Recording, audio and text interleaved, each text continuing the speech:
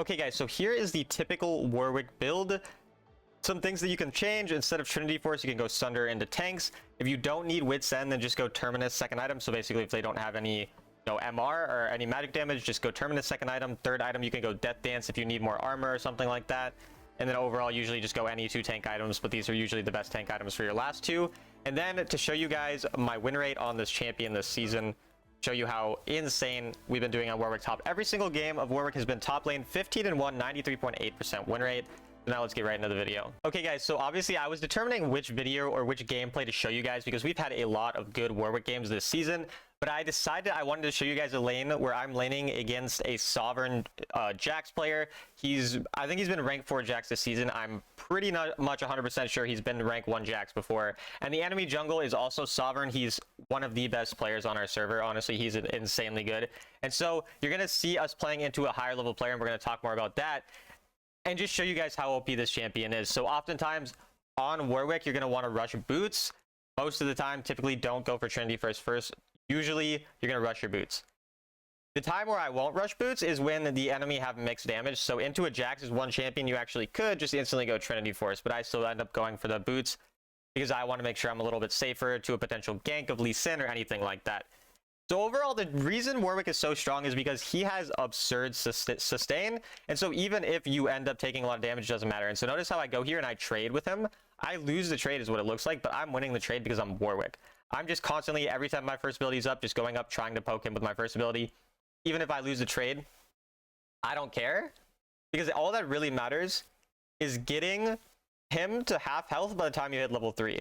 If the enemy is half health by the time you hit level 3, your passive will activate on them, and you will have a really easy time winning the lane, and you can just sustain off the minions. Keep in mind, if you drag your first ability onto a minion, rather than tapping it, but you drag it through a minion, so that you dash onto them, and you last hit the minion, so it dies to your first ability, you refund most of the cooldown of your first ability. So this is a thing you can do very often to sustain in lane really frequently. And so again, notice how I'm trading with him so hard, to the point that he's already, completely just 1 HP. And Jax is not even like necessarily one of the best matchups. Warwick doesn't really lose any matchups. He's literally the best laning top laner in the entire game. He really doesn't. I have legitimately not found a matchup that I lose.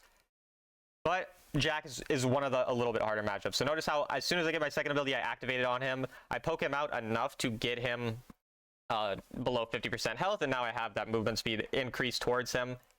And now I can just run at him and poke him here. And like literally, what can he do? I play around my grass procs. I just constantly poke him out. Pretty much unplayable for him. You have insane potential to outplay 1v2s too when the enemy ganks you. Through your mobility and everything like that, you just have absurd sustain, damage, everything pretty much. So again, I'm trying to stop him from recalling so that we can hopefully, freeze on him. And then so as he's recalling, he's losing a bunch of this gold now. And this is usually what's going to end up happening. You can do exactly what I'm doing, where you just pressure them really hard. And then you build up a giant wave, you have the Scorpion, and now I have like 7 minions plus a Scorpion, which creates a really good potential for my jungle to dive. Now my jungle, in this case, he doesn't dive me, but this is something you can set up frequently where you have an amazing opportunity to dive. And if you can't dive, you can just recall. So now I'm crashing a wave. I'm spending my gold. I have more gold to spend than him because I cleared way more minions than him. So I'm going to be, on a better spot in terms of recalling, in terms of my itemization. And then we get back, we have a nice ability to trade with him, everything like that. So really, it's pretty straightforward in the early game. Literally trade. Get him to half HP. Even if you get really low, just make sure you don't completely die, obviously. Sustain off the minions. You're always going to end up being higher health than him, and you're going to have really good potential to play around him to, mess him up, all these types of things. And so here you're going to see my teammate absolutely pops off. So shout out to my Riven here. My Riven's a friend. I don't remember if I was actually duo with him or if I just happened to have him in my game here, but my Riven is a really good player. A challenger player. So this is a higher level lobby, like I said. Sovereign on enemy top jungle. I'm Sovereign. We have a challenger peak jungle. Obviously, we're currently in like diamond / master because early season. But notice how even when I lose this trade here, I'm just going to sustain off the minions. I'm already my health 110 healing easily.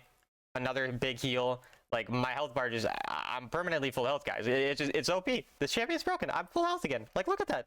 What is this? This is not balanced. This is not okay. But Riot thinks it's okay. And if they think it's okay, I'm down to abuse it. I'm 15-1 on this champion this season, 14-1. Like, it is broken, guys.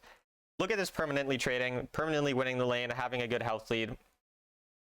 Super straightforward, super easy. Once you have a wave like this as well, where you see I have 6 minions and they have 6 minions, but mine are hitting theirs first, so I know it's going to slowly push into them. I'm perfectly happy with that. I'm just going to play around the Scorpion and try to build up a really big wave again for the Scorpion. So notice how a lot of this strategy really revolves around building up a big wave, crashing that wave with the Scorpion, and then potentially diving, potentially taking a recall on it, whatever you can. But I'm just constantly trying to build up these big waves so I can possibly dive with my jungle or make a play with him. Obviously, my jungle here, he's really strong. He's an early game Riven who already got a fucking quadra kill. Sorry for swearing. I don't usually swear, but I guess I swore that time. Either way, he's extremely fed. Trying to set up a dive opportunity, seeing if we can do anything. And then I'm going to throw that ward in case their jungle's here. So, you know, I'm not scared of anything. I'm going to use my first ability on him under the tower just to poke him out. I'm going to keep trading with him. I think I pinged my jungle off because we see their jungle here. So I know that I actually can potentially dive him here. I just need to get an ult onto him. But then we saw their jungle coming down, so it's probably a bit risky. So I don't think we end up going for it, but I don't remember if we do or not. But yeah, we see the jungle there because of our ward we got there. So we end up just kind of chilling here. Not really having anything specific to do. Looking for a recall to buy our most of our Trinity Force. We get the Sheen and the Phage. So we're going to be very strong now. Just look for a fight. You can see we don't have that big of a gold lead here, but we had the complete pressure in the lane. So anytime that there was the possibility of a fight or needing to rotate for a scuttle or help our teammate, we always would have been able to be there first. Because it's actually a good Jax player, I'm not just going to be able to dominate him in lane and solo kill him. But again, you saw how much pressure we had. Now we're going to try to go help our teammate on this fight, and you're going to see the skirmishing of Warwick. He's really good at locking down an opponent and just, you know, helping your team one-shot them. So that's exactly what we end up trying to do, just poke them out. We have that constant threat. And so when the Lee comes, he's, you know, very scared of even going forward. Obviously, our teammate just straight up gets the objective, so there's that. And then they go for Dragon, so this gives us a good opportunity to possibly dive or to play around the turret or anything like that. So because the turret just dies right away, we don't really have much to do. So again, it's actually not as eventful of an early game as you guys will often see. So if you know, have watched my stream, for example, I'm going to have many games where I'm just destroying the enemy top laner and killing him over and over because of how like OP you are early game. But showing that type of game, probably not going to be as valuable as showing you what I do when I'm actually laning against a good player. You know, we're slowly building up this lead, building up those waves, setting up the opportunities for dives. And if they don't come, that's fine. We're not going to overforce. You know, we're not going to try to do something dumb. But then this is a case where now we push that wave very deep, and because we push that wave very deep, I have the opportunity to rotate towards the top side of the map now. You see how he gets stuck, you know, on the bottom side, the Jax does, and then I just have complete agency to roam here and potentially look for a play. So we're going to use our ultimate onto the Fizz and just one-shot him there pretty easily. Set our team up to get the Draven next. I believe we end up killing him. We do. And so you can see that opportunity that we're able to create because of the fact that we have that constant lane prio, that constant push, the constant pressure. We get our team a really good opportunity to roam. And that's a nice thing too. You have really quick roams anytime that anyone on the enemy team is half HP because you get the movement speed towards them. So you can rotate really effectively to objectives. You can help your team out. But I want to make it very clear the purpose of Warwick. He is not a team fighter.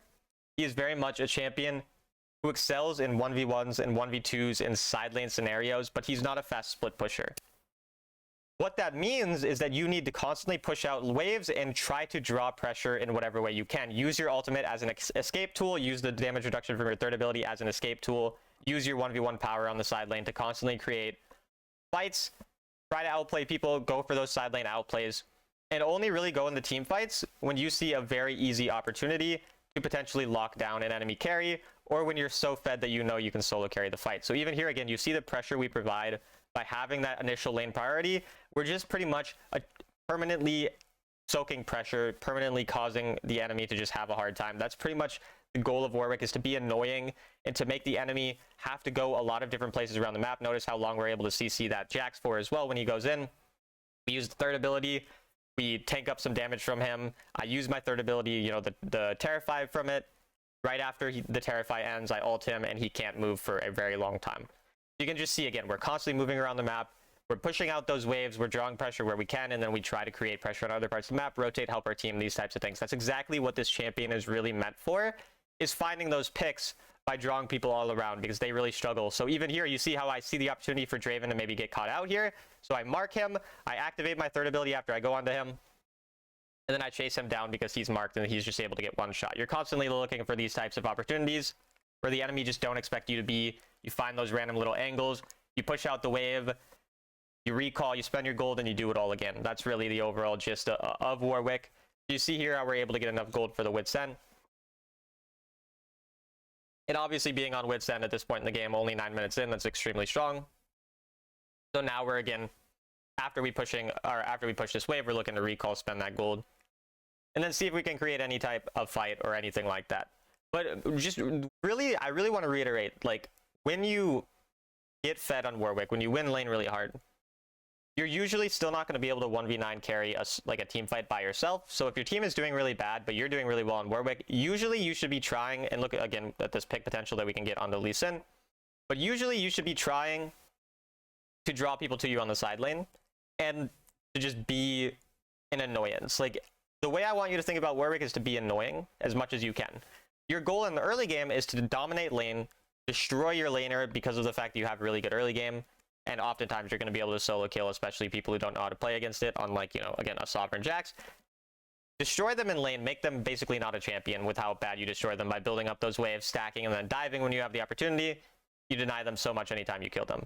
And then after you get that into the, you know, the mid game, the later parts of the game, you're just annoying. You're an annoying little dog, very lore accurate Warwick, and then you just constantly fight people. Notice how even in this fight, I'm just going to go on him. I'm just going to keep trading with him. Even if he's able to win these trades, I'm fine because of all my sustain. So notice how I'm just going to go grab the fruit.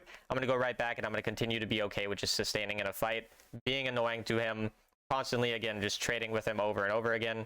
I have him marked now. I activate my third ability. I already got his ultimate out. That's the type of thing you do too. You get their ultimate out randomly. So now his ultimate's out. I'm going to use the minion as a way to heal. Notice how much I heal off these minions already, right? So I take a little bit of that trade. I bait him into thinking it's a good trade, but now I just have my ultimate, so it's fine. I ignite him, so he has to stay in here now because I know he's on the Scorpion. And then once he gets half health, notice how we just run him down. At this point, I'm going to fear him. I'm going to grab the fruit, and then we're just going to ult onto him, and he's going to die. Very straightforward. That's really how these fights kind of go in the side lane. They're usually prolonged. It's usually not, you're just going to 100-0 someone unless you're really fed. It's more about poking them down, being annoying, using the minions as a form of both, you know, sustain and a form of mobility, because you can dash around and really annoy them. And then once you win that side lane by getting pressure like I did, then you can start to rotate, help the team, go for these other turrets, go for the waves, stuff like that. It's just constantly moving around the map and looking for plays as much as you possibly can, as we've kind of reiterated. And so that's just really what I want to kind of reiterate with this champion as a whole. Notice how I'm just constantly looking for these random little outplays too. Even here, I think I go a bit deep there, but you can kind of see the idea, right? So I'm always looking for these outplays because you have so much potential to outplay. And you're going to make a mistake, you're going to end sometimes like I did there, and you're going to end up, you know, maybe causing your Riven to die. That's my bad. But these types of things are really important to understand because you have really high limits and you really want to be trying to abuse those. So initially, when you're learning Warwick, you might find yourself making a lot of mistakes, as I have found myself making when I was first learning the champion, especially last season.